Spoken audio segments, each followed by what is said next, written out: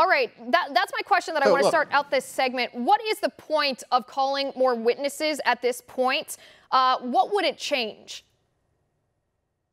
I think it would change a lot. I think you would have firsthand witnesses that could tell you exactly what the president was saying, exactly what they did on his behalf, exactly what they did on his demands. I mean, John Bolton seems to be begging to testify.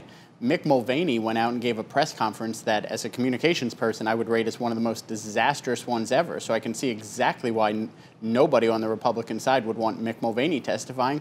Mike Pompeo just screamed at a reporter and made up all sorts of stories about her. I get why he wouldn't be a great witness for Republicans. But I'll tell you this, I'm not a lawyer. I do watch a lot of Law and Order. I've never seen a trial go on without witnesses. And if the president is so innocent and his call was so perfect, I would want every witness that I could sitting up there explaining exactly why his call was perfect. It shocks me that they don't want the witnesses. If somebody wants to be vindicated, I would think they would want the witnesses. But I'll tell you this, I know Mitch McConnell is a master tactician. I know exactly the games he plays in the Senate, and he does them very well.